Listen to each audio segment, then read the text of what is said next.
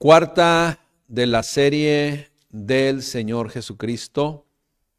Este mes le dedicamos precisamente a predicar, compartir de la vida del Señor Jesucristo.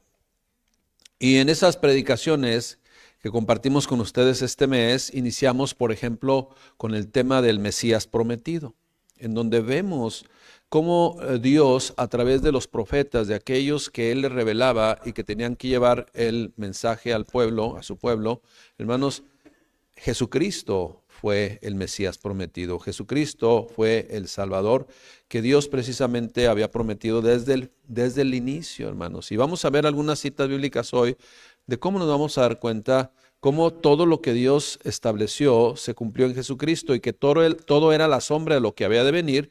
Y que esto, hermanos, que vamos a conocer con más profundidad hoy, sea algo que vaya una vez más solidificando nuestros cimientos en Él. Jesucristo, nuestro Salvador. En Filipenses 2:5, que solamente puse del 9 y en adelante porque quiero enfatizar en ello, dice así, pero Filipenses 2:5, usted trae su palabra, su Biblia. Haya pues en ustedes este sentir que hubo también en Cristo Jesús, el cual siendo en forma de Dios, no estimó el ser igual a Dios como a cosa a que aferrarse. Así lo había destinado el Padre, ¿no? Sino que se despojó a sí mismo, y empezamos a recibir revelación, sino que se despojó a sí mismo tomando forma de siervo, hecho semejante a los hombres, y estando en la condición de hombre, ¿verdad? Se rebajó a nosotros, estando en la condición de hombre, se humilló a sí mismo, haciéndose obediente hasta la muerte y muerte de cruz. Enfatizo, por lo cual Dios también le exaltó hasta lo sumo y le dio un nombre que es sobre todo nombre, para que en el nombre de Jesucristo, de Jesús, se doble toda rodilla de los que están en los cielos, en la tierra y debajo de la tierra. Y toda lengua confiese que Jesucristo es el Señor, para gloria de Dios Padre. Antes de iniciar, de continuar, hermanos, quiero decir lo siguiente. Todo lo que leemos en la Biblia, en la palabra de Dios, en la Escritura, era algo muy, muy natural, muy normal, muy del diario vivir, a veces afortunadamente, a veces desafortunadamente, en el contexto sociocultural histórico de aquellos tiempos. Estamos hablando, por ejemplo, del Antiguo Testamento, más de 4,000 años, Nuevo Testamento 2,000 años, más de 2,000 años, hermanos. Y la sociedad era muy diferente a la de ahora, sí, muy diferente.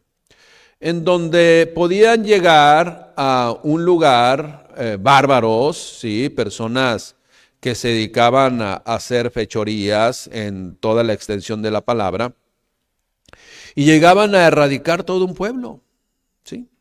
Llegaban a erradicar, a matar, a lastimar, a tomar esclavos. Este es el contexto sociocultural, hermanos, ¿sí? Y eso es lo que proliferaba en aquellos tiempos. Más antes, ¿verdad?, que se había establecido, pues, las culturas sacrificaban animales, sacrificaban, inclusive algunas culturas paganas, y que no es muy lejano también aquí a nuestro Centroamérica y Suramérica, y también en México, ¿verdad?, en las culturas prehispánicas, pues no solamente sacrificaban animales, también seres humanos. Entonces son situaciones paganas, cosas que el Señor Dios condenaba en su propia palabra, ¿no? Sin embargo, el contexto de sacrificar a su Dios, ¿verdad?, que muchos tenían dioses paganos, animales, era algo muy, pero muy aceptable en aquellos tiempos, ¿no? Imagínense que tengamos por aquí una persona de aquellos tiempos, solamente imagínense, y una persona de estos tiempos. Así como sus costumbres, sus hechos, sus obras, las cosas que hacían totalmente son muy distintas ahora. Nuestras costumbres también van a ser muy distintas para ellos o muy extrañas para ellos. Te van a decir, por ejemplo, ¿cómo te la pasas todo el día en el celular? ¿Qué es eso? ¿Y eso qué es? ¿Te tienes esclavizado? No, sé libre de eso. Entonces, ¿me explico? Por ejemplo, hoy estás en tu casa, 7, 8 de la tarde, Se va la luz y ya no sabemos qué hacer. ¿Y ahora? Se estará acabando el mundo. Así no. Sin embargo, en aquellos tiempos no había luz. ¿Me explico? Allá no se les iba la luz. O sea, entonces, en este sentido, hermanos, era muy diferente, contexto totalmente diferente. Y esto es para que la gente que cuando lea la Biblia y vea cosas totalmente, o sea, pues era el contexto sociocultural. Cuando Dios a veces les daba la sabiduría de cómo enfrentar al enemigo, cómo evadirlo, ¿sí? A veces Dios confundía a aquel enemigo que venía a destruir al pueblo de Dios, porque tuvo muchos enemigos, o sea, los que no creían en Dios, en el Dios de Israel, el Dios todopoderoso, el Dios creador del cielo y la tierra. Pues Dios confundía a sus enemigos, llegaban otras cosas y los destruían. En otras ocasiones Dios les daba la sabiduría para evadirlos, en otras ocasiones les dio autoridad para destruirlos también. Porque o destruían a ese pueblo o aniquilaban o eran aniquilados. Entonces, en ese sentido. Pero el contexto de aquellos tiempos. Ya después usted sabe, por ejemplo, las películas de los vikingos, ¿no? Los vikingos. ¿Quién eran los vikingos? Personas totalmente bárbaros, ¿no? Totalmente salvajes, que ni se bañaban. Entonces, totalmente salvajes, que llegaban y destruían, y mataban, alquilaban y todo, hermanos. Pues era el contexto. Ese era el contexto. Entonces, muchas veces la gente que lee la Escritura, no, por eso no me gusta leer la Escritura. Mira, nada más esto es, pues era el contexto. Pero sí se aventan, como les digo, sí se aventan Rambo, sí se aventan ¿cuál otras películas así de El Patriota? Y wow, hasta se emocionan. Y ahí, ¿sí me explico, hermanos? O sea, es el ser humano, ¿no? Cuando quiere encontrar pretextos para seguir alejado de Dios, los va a encontrar. Pero pongamos atención a lo que Dios nos va a mostrar ahora, hermanos, porque es una realidad. ¿Qué es lo que aconteció con el Señor Jesucristo? Bueno, el Señor, aquel que dijo, hagamos al hombre conforme a nuestra imagen, conforme a nuestra semejanza. Si ponemos atención, está en plural. Ahí estaba el Padre, el Hijo y el Espíritu Santo en la creación, hermanos. Entonces, cuando fue tiempo, el Señor, segunda persona de la Trinidad, el Mesías prometido, se despojó de sí mismo, tomando forma de siervo, hecho semejante a los hombres, y estando en la condición de hombre, se humilló a sí mismo, haciéndose obediente hasta la muerte y muerte de cruz. ¿Sí? Por lo cual Dios le exaltó hasta lo sumo y le dio un nombre que es sobre todo nombre, para que en el nombre de Jesús se doble toda rodilla de los que están en los cielos, en la tierra y debajo de la tierra, y toda lengua confiese que Jesucristo es el Señor, para gloria de Dios Padre.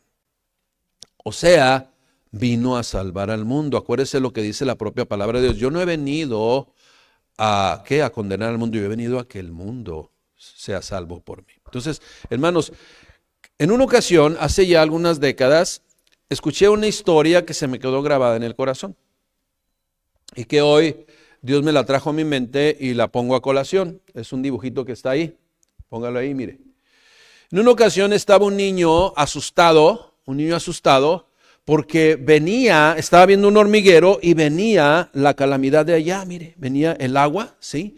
E iba a destruir el hormiguero, iba a ahogar las hormigas y las iba a matar, las iba a aniquilar. Entonces venía la calamidad y el niño estaba gritando, diciendo, hormiguitas, hormiguitas, sálganse de aquí, métanse, escóndanse, porque viene la calamidad. Entonces viene el padre y le dice, no te van a hacer caso.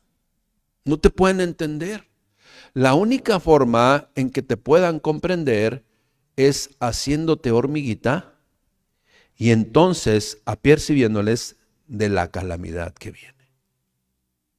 Y comprendemos que el Señor Dios se tuvo que despojar de su divinidad para entonces mostrarnos, sí, el camino y mostrarnos lo que puede venir y apercibirnos y quitarnos de esa condición o de esas consecuencias de aquello que viene adelante. Hermanos, eso es lo que Dios nos muestra en su palabra.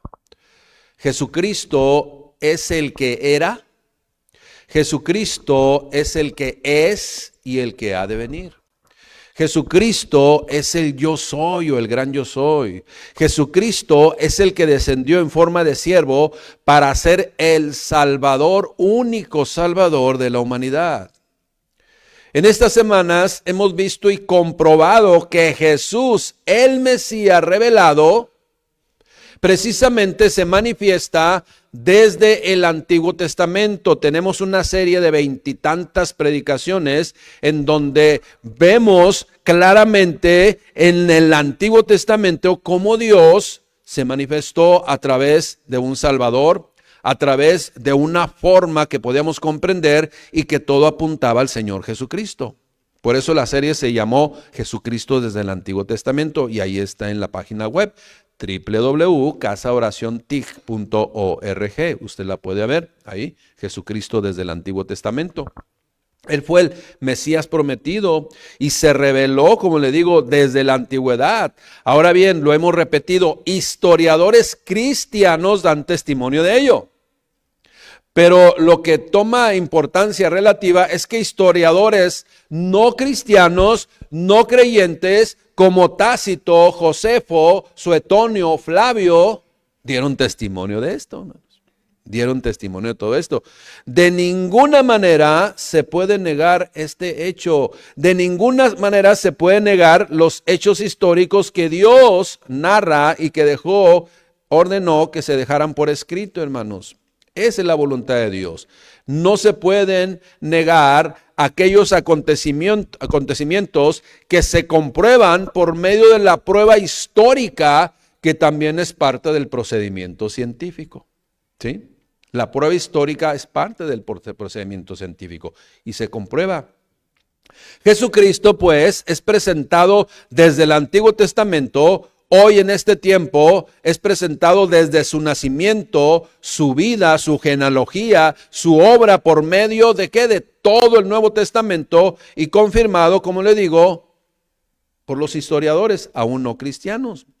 Eso es lo que hemos visto estas semanas, ¿verdad? El Mesías prometido, las obras y hechos del Señor Jesucristo desde el Antiguo Testamento. En el Nuevo Testamento, Jesucristo nació, es el que compartimos la semana pasada, y hoy Jesucristo es nuestro Salvador.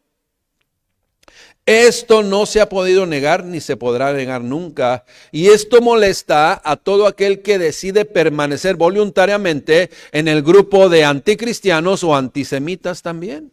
¿Sí? Porque había muchos antisemitas en aquel tiempo. ¿Sí? Uno de ellos, más actual, Hitler, ¿verdad? Totalmente antisemita. Entonces, pero había otros pueblos totalmente antisemitas. Y hoy hay antisemitas, sigue habiendo muchos. ¿Sí? De hecho, por ahí acaba de haber una matanza, ¿sí? En otros lugares en donde pues vienen las consecuencias también. Hay antisemitas y anticristianos. Acuérdese y nunca debemos olvidar que el antepasado del cristianismo es el pueblo de Israel. ¿Sí? El pasado del cristianismo es la descendencia de Abraham, de Jacob, de Judá. De hecho, al Señor Jesucristo se le conoce como el león de la tribu de Judá. ¿De dónde vendrá la salvación? La salvación viene de los judíos. Así precisamente se estableció. Y hoy precisamente hablaremos también y mencionaremos de cómo por obra y gracia de Dios el olivo silvestre, del cual menciona el capítulo 11 de Romanos, el olivo silvestre pudo haber sido injertado en el olivo verdadero. Y usted y yo hoy ser hijos de la promesa en Abraham, multitudes como la arena del mar, como las estrellas de los cielos que no se pueden contar. Hermanos, ahí estábamos considerados usted y yo por obra y gracia de Dios por medio de nuestro Señor Jesucristo. El olivo silvestre fue injertado en el olivo verdadero, como le digo, por obra y gracia de Dios, porque así lo destinó Él. Y hoy precisamente hablaremos de ello, de cómo el ser humano sin esperanza vive en una condición de toda desventaja y que no puede estar delante del Padre Celestial o no podía estar delante del Padre Celestial, pero hoy, por obra y gracia de Dios, podemos estar delante de su presencia, viviendo agradecidos por su bondad, por su amor, por su misericordia, en su perfecta justicia por medio de Jesucristo. Jesucristo, ¿quién es? Nuestro Salvador, nuestro Redentor, aquel que logró que fuéramos injertados en el olivo verdadero. El Señor Dios, pues, no descendió a este mundo hecho semejante a los hombres para condenar al ser humano, sino para que por medio de Él mismo hubiera una restauración de cada vida. Así lo dice Juan 3:17. Porque Dios, ¿sí?, no envió a su Hijo al mundo para condenar al mundo, sino para que el mundo sea salvo por Él. Ese es el propósito del Padre Celestial, hermanos. En la siguiente cita bíblica que les voy a compartir, podemos observar muy claramente lo que después se estableció en todo el libro de Levíticos, pero concretamente voy a referir a las ofrendas por el pecado, ¿sí? Que viene en Levíticos, creo que capítulo 13 por ahí, pero usted lo va a ver después, se lo dejo, ahora sí que queda de tarea. Pero podemos ver cómo desde antes de establecer estas leyes ceremoniales y leyes de la purificación y leyes de las ofrendas por el pecado, como antes ya Dios lo había revelado a ciertos hombres. Por ejemplo, en Génesis 22:1, fíjese lo que dice, escuche bien. Aconteció después de estas cosas, ya usted indague cuáles cosas que habían sucedido, pues de la destrucción de Sodoma y Gomorra, de cómo separaron Lot y los servidores de Lot y Abraham, etcétera, etcétera. Aconteció después de estas cosas que probó Dios a Abraham y le dijo, Abraham le llamó y él respondió, heme aquí. Y entonces le dijo el Señor Dios, toma ahora tu hijo, tu único, en la promesa, ¿sí?, Isaac, a quien amas. ¿Sí? Toma ahora a tu hijo, ¿sí?, a quien amas, a Isaac, y vete a tierra de Moriah y ofrécelo allí en holocausto sobre uno de los montes que yo te diré. ¿Y qué sucedió con Abraham? Se resistió. ¿Qué vemos? Hermanos, después, antes que le había dicho, vete de tu tierra y de tu parentela, la tierra que yo te mostraré, lo hizo. Y te haré una nación grande y engrandeceré tu nombre y en ti serán benditas todas las familias de la tierra. Y lo hizo. Ahora viene una vez más y lo prueba el Señor Dios. Acuérdese que Abraham es llamado teológicamente como el padre de la fe, o sea, lo que está maximizando que fue un hombre de fe y que obedeció total y absolutamente a Dios. Le dio esta instrucción, pues, el Padre Celestial a Abraham y le dijo, otra vez lo voy a leer, toma ahora tu hijo, tu único, todo esto toma relevancia, tu hijo, tu único, a quien amas. Y vete a la tierra de Moriah y ofrécelo ahí en holocausto sobre uno de los montes que yo te diré. Y Abraham se levantó muy de mañana y enalbardó su asno, ¿verdad? Le puso todo eso para que ponerle la carga. Enalbardó su asno y tomó consigo 2 siervos suyos y a Isaac su hijo. Y cortó leña para el holocausto y se levantó y fue al lugar que Dios le dijo. Ahora no estaba cerca, ¿Cuánto? Dice, al tercer día alzó Abraham sus ojos y vio el lugar de lejos. No sé si usted se puede imaginar a dónde llegaríamos caminando después de 3 días.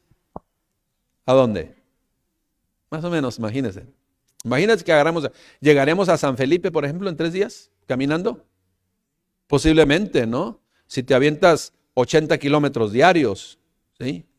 Pues vas a llegar, bueno, para que vean que estaba lejecitos, aún en carro. Y aquí, ¿no? Ay, ¿cuánto está la congregación? No, no, está bien lejos, vamos a hacer como 20 minutos. Hermanos, amén.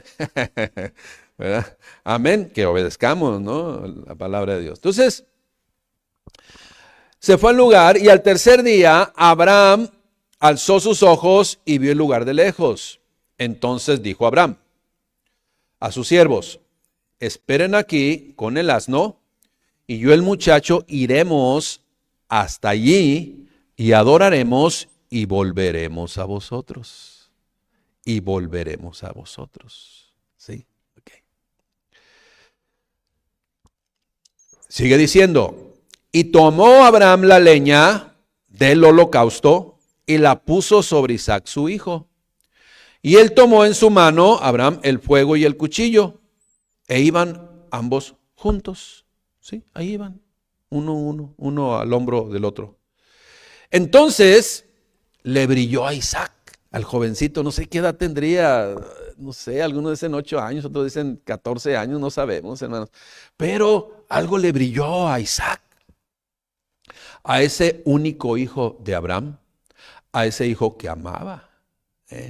Fíjese bien. Entonces le brilló a Isaac y le dijo, entonces habló Isaac a Abraham, su padre, y le dijo, Padre mío. Y él respondió, heme aquí, mi hijo. Y entonces dice, y le dijo, a ver, he aquí el fuego, tú lo llevas, y yo llevo la leña. ¿Y dónde está el cordero para el holocausto? Imagínense la escena, hermano. La inocencia de este niñito, de este jovencito, o sea, si le está diciendo es que ya lo habían hecho otras veces, ¿no? Fíjese, Dios mandaba ese sacrificio para él, corderos. Llevamos la leña, llevamos el fuego, ¿y dónde está el cordero para el holocausto? ¿Dónde? Y respondió Abraham, imagínese el dolor en su corazón, pero ante todo la obediencia, la sujeción a Dios. Y respondió Abraham, Dios se proveerá de cordero para el holocausto, hijo mío. Y seguían el camino, subiendo al monte Moriah. ¿Qué aconteció? Y cuando llegaron al lugar que Dios le había dicho, edificó allí Abraham un altar y compuso la leña, acomodó la leña, puso el altar, puso la leña y ató a Isaac, su hijo. Y lo puso en el altar sobre la leña. Y extendió Abraham su mano y tomó el cuchillo para degollar a su hijo. Entonces el ángel de Jehová, que muchos comentaristas dicen es una cristofanía, el ángel de Jehová se refiere a Cristo. Entonces el ángel de Jehová le dio voces desde el cielo y dijo, Abraham, Abraham. Y respondió Abraham, heme aquí. Y dijo, no extiendas tu mano sobre el muchacho ni le hagas nada, porque ya conozco que temes a Dios, por cuanto no me rehusaste tu hijo, tu único hijo, a quien amas. Sí, es lo que le había dicho anteriormente. Entonces alzó Abraham sus ojos y miró, y he aquí a sus espaldas un carnero trabado en un zarzal por sus cuernos. Y fue Abraham y tomó el carnero y lo ofreció en holocausto en lugar de su hijo. ¡Wow, iglesia! Qué historia tan maravillosa que nos revela, no sé si usted lo está viendo, nos revela el plan perfecto de Dios. Cuando Dios pide a Abraham esto, debemos comprenderlo a la luz de toda la Escritura. Esto es, debemos empezar a recibir esa revelación de conocer el cuadro completo del plan perfecto de Dios. Primero debemos comprender lo que significa un sacrificio. Un sacrificio representaba o implicaba entregar a Dios algo que tenía un gran valor, en este caso para Abraham, su hijo, su único hijo, a quien amaba. Así le dice, ¿verdad? Toma ahora tu hijo, tu único Isaac, a quien amas, y ofrécelo en holocausto. Ahora, ¿qué es holocausto? Precisamente de ahí viene el término, ¿se acuerda de la persecución de los judíos en los años 40? ¿Cómo le llaman? El holocausto. ¿Qué significa holocausto? Bueno, la palabra holocausto viene del hebreo olá, y es poner algo en alto para que se vea, darle muerte y quemarlo, para que entonces el humo subiera como olor fragante agradable delante de la presencia de Dios. Por eso se debería ofrecer un animal sin defecto, perfecto. Sin embargo, pues lo que hace el hombre son barbaridades, ¿no? Esa es la definición de holocausto, olá. Ahora bien, en Levíticos se presenta, en el libro de Levíticos, que no vamos a ver, Levíticos habla precisamente de las leyes ceremoniales, de las leyes de los sacrificios, de las leyes del pecado, ¿sí? De cómo limpiar el pecado, de todo habla de eso. Pero tenemos que poner atención, en lo que representa, ¿sí? Acuérdese que en Abraham y en todo lo que el Antiguo Testamento usted y yo vemos, era la sombra de lo que habría de venir. Y todo tiene un propósito y nos enseña algo maravilloso, hermanos. Ahora, el primer sacrificio de un animal se registra en Génesis 3:21. ¿Okay? En Génesis 3:21 se registra el primer sacrificio de un animal. Génesis 3:21 dice, y Jehová Dios hizo al hombre y a su mujer túnicas de pieles y los vistió. Ahora, ¿de dónde sacó las pieles? Porque no eran cuerule, no eran cuerule, eran pieles. ¿De dónde las sacó? Pues tuvo que sacrificar un animal, ¿sí? En este caso se dice que fue un cordero, y luego sacó las pieles y se las vistió. ¿Ok? Eso es lo que hizo. Génesis 3:21, y Jehová Dios hizo al hombre y a su mujer túnicas de pieles y los vistió. Ahora bien, ¿cuál era la condición del hombre en ese momento cuando requirieron las vestiduras de Dios? Escuche bien.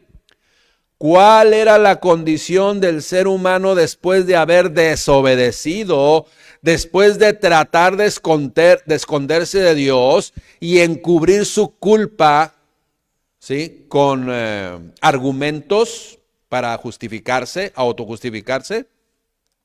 Que todos ellos fueron argumentos fallidos. ¿Cuál era la condición? Pues vergüenza. Pues, tuve miedo y me escondí. Es que estoy desnudo. A ver, espérame tantito. ¿Te puedes esconder de mí? No. ¿Quién te dijo que estabas desnudo? ¿Acaso comiste del árbol que dije no comieras? El Señor lo sabía. Pero les preguntó para que, mire, ¿sabe para qué le preguntó, hermana? Para darle oportunidad de arrepentimiento siempre. En su misericordia, pero no hubo arrepentimiento, hubo autojustificación. Pero entonces estaban llenos de vergüenza, porque eso es lo que causa el pecado. Culpabilidad, se sintieron con miedo, desprotegidos, en incertidumbre, deseando pues corregir con sus limitaciones aquello que habían desobedecido. Dice la Escritura que cosieron hojas de higuera, ¿verdad? Para tapar su desnudez.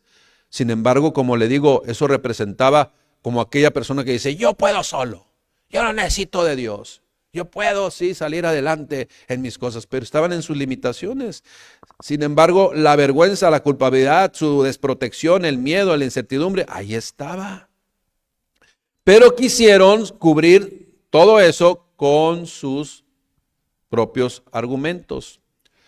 Pero el Señor Dios, sí, con todo, escuche bien, el Señor Dios con todo y la culpabilidad del hombre, proveyó de ese sacrificio para poder traer al ser humano pieles y así cubrir su pecado. Estaban desnudos, pues, estaban vulnerables, estaban en vergüenza por su desobediencia y Dios les proporciona un nuevo ropaje, una nueva vestidura. En Jesucristo, hermanos, Dios nos da una nueva naturaleza. En Jesucristo Dios nos hace todo nuevo. En Jesucristo nos da su protección. En Jesucristo nos da ropas nuevas para vivir, hermanos, fuera del pecado. Esa es la realidad, porque todos desobedecimos, ¿sí? Eso es lo que dice la Escritura. Por cuanto todos pecaron, todos están destituidos de la gracia de Dios o de la gloria de Dios, hermanos. Estaban desnudos y Dios les proporcionó un nuevo ropaje. Una vez más repito, todo esto es la sombra de lo que había de venir o un anticipo de lo que Dios tenía preparado. En el caso de Abraham, iglesia, Dios le da una instrucción. A Abraham la obedece y le dice, entrégame en sacrificio a Isaac, al que amas.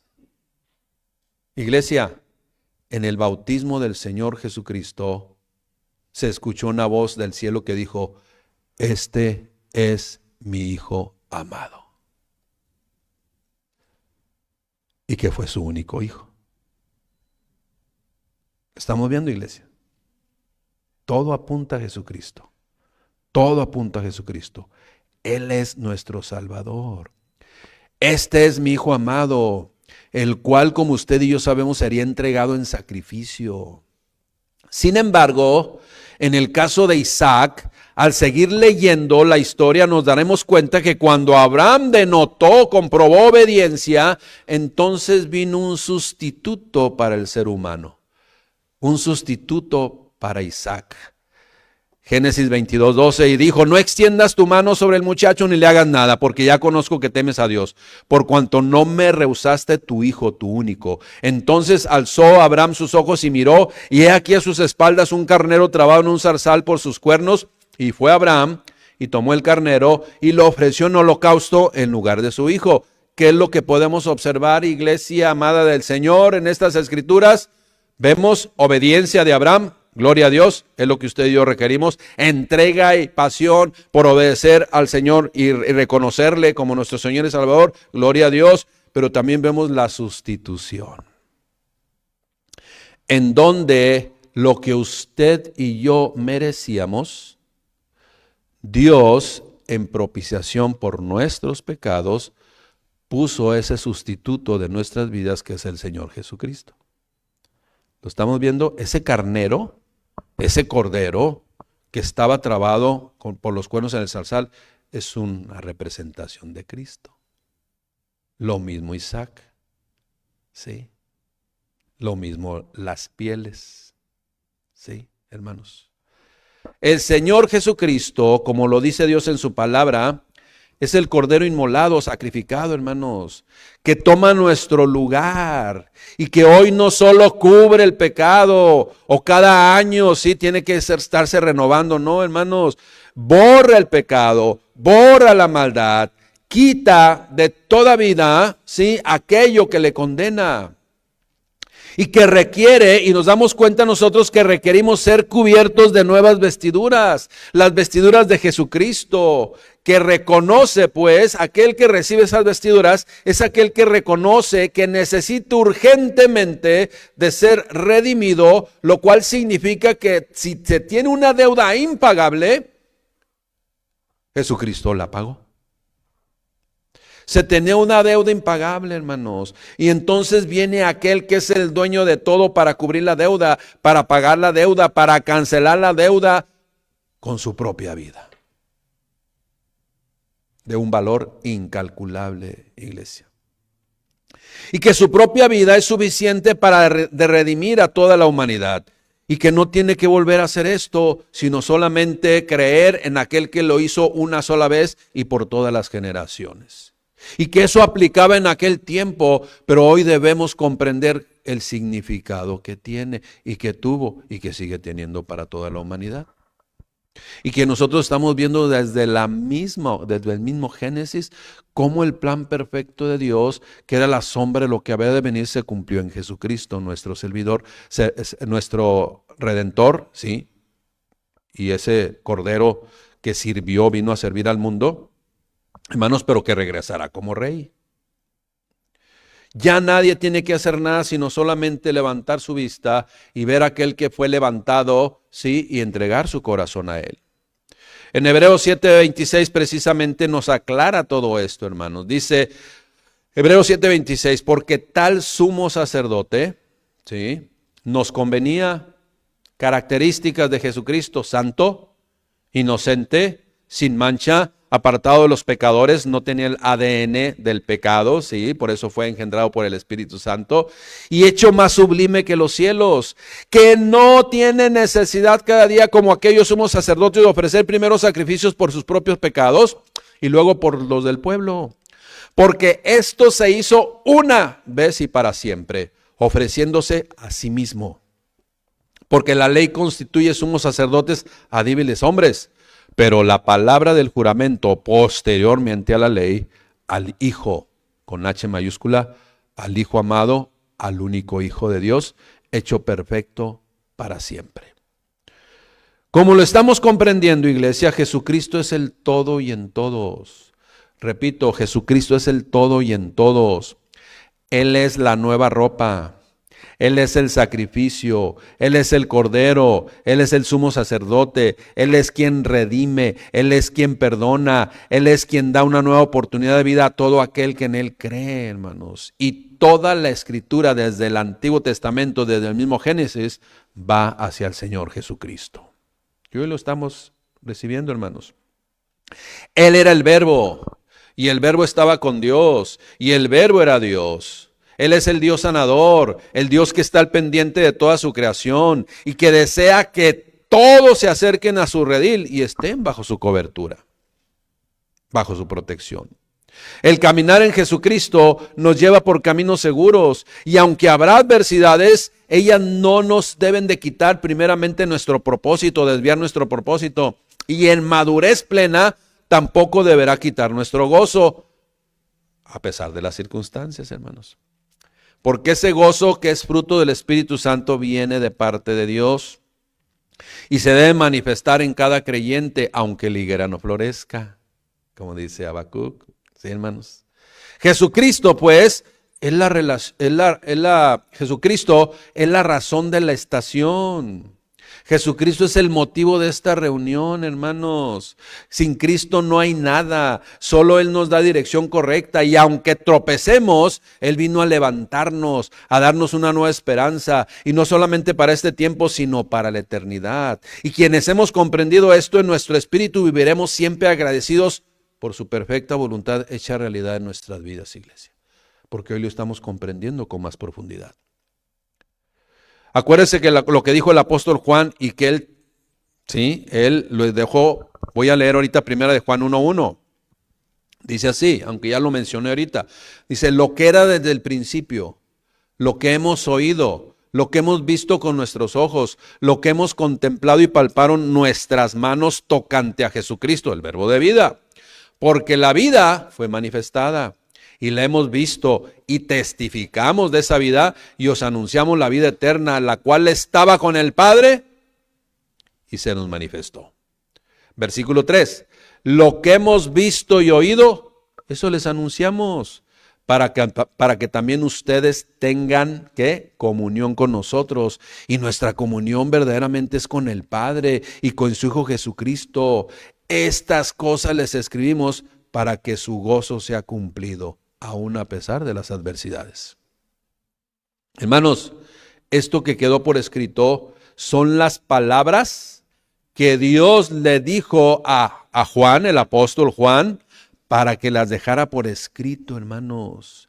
Estamos ante estas palabras de uno que caminó con nuestro Señor Jesucristo, de uno que comió con Él, de uno que vio sus milagros, sus manifestaciones, sus disertaciones, predicaciones en vivo y en directo, hermanos, de forma personal. De uno que experimentó el amor del Señor Jesucristo, de uno que se recostaba en su regazo y que recibió una revelación plena que quedó escrita también en el último libro de la Biblia llamada Revelación o Apocalipsis, iglesia.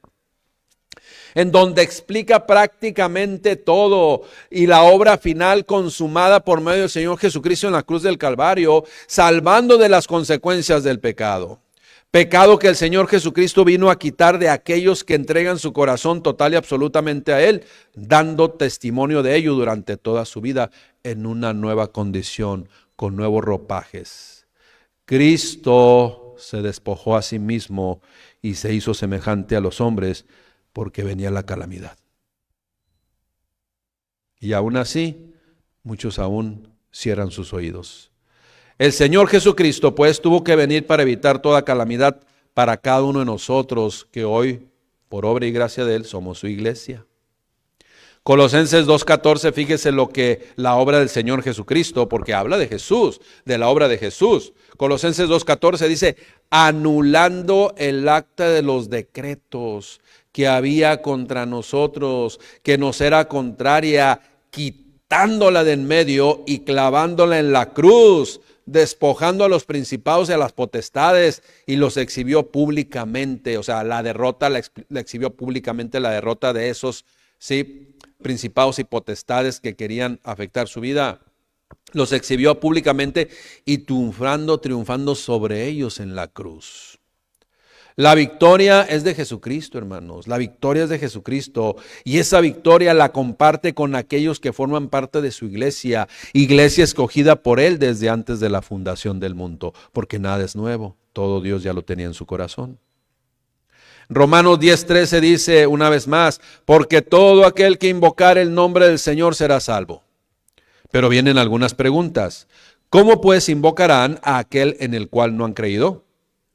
¿Y cómo creerán en aquel de quien no han oído? ¿Y cómo oirán sin haber quien les predique? ¿Y cómo predicarán si no fueren enviados? Como está escrito, cuán hermosos son los pies de los que anuncian la paz, de los que anuncian las buenas nuevas. ¿Qué significa buenas nuevas? O evangelio significa buenas nuevas, hermanos, que es el que tenemos que predicar. Mas no todos obedecieron al evangelio, pues Isaías dice, Señor, ¿quién ha creído a nuestro anuncio? Así es que la fe es por el oír y el oír por la palabra de Dios. Tenemos que exponer nuestro corazón a la palabra de Dios para que los cimientos como los que estamos recibiendo ahora se hagan una realidad en nuestras vidas y cumplamos el propósito que Dios tuvo para nosotros. Jesucristo, pues, vino a repartir dádivas, no vino a condenar al mundo, vino a que el mundo fuere salvado por él. Jesucristo vino a repartir obsequios, regalos a toda la humanidad, sin limitación alguna, hermanos, para todos y para todos. Acorde con Lucas 1:30-35, por citar algunas referencias bíblicas, Jesucristo es el Salvador. Según Juan 14:6, ese es el camino, la verdad y la vida. No es un camino, una verdad, una vida. Es el camino, la verdad y la vida. De acuerdo a Romanos 5:12 y Levíticos 16, en donde se establecieron las ofrendas sobre el pecado, Jesucristo es el que perdona el pecado y los pecados, iglesia. De acuerdo a Juan 14:2, Jesucristo es la vida eterna, ¿sí? La vida eterna en la presencia de Dios. Ahora termino con esto, hermanos y hermanas. Cristo vino a este mundo. Cristo se despojó de sí mismo. Se hizo semejante a los hombres para anunciar, sí, y apercibir que la calamidad venía, pero que solo en Él íbamos a poder, sí, sortear, brincar y librar esa calamidad. El propósito, pues, del Señor Jesucristo es darnos vida eterna en Él. Y lo cumplió. El propósito de la iglesia es llevar el mensaje de aquel que vino a este mundo para dar vida y vida en abundancia, para hoy y para la eternidad. Así es de que usted y yo como iglesia, hermano, hermana, tenemos el propósito de Dios. Predicar el mensaje de salvación y advertir que viene la calamidad. Y hay que ir a la gente para predicarles que Cristo vino y vive y reina para siempre. Y que el evangelio no es algo que fue ahí por coincidencia, no, hermanos, estamos viendo que fue algo planeado por Dios desde la eternidad, porque todo, desde el mismo Génesis, apunta ¿a quién? A Jesucristo. ¿Quién es Jesucristo? Nuestro Salvador. Amén. Oremos al Padre Celestial. Señor, te damos gracias, mi Dios, por tu bendita palabra. Te damos gracias, Dios, porque podemos comprender en esa revelación de tu Espíritu Santo lo grandioso y maravilloso que tú eres para con todos nosotros, Rey. Gracias, Padre, por apercibirnos. Gracias, Padre, por recogernos.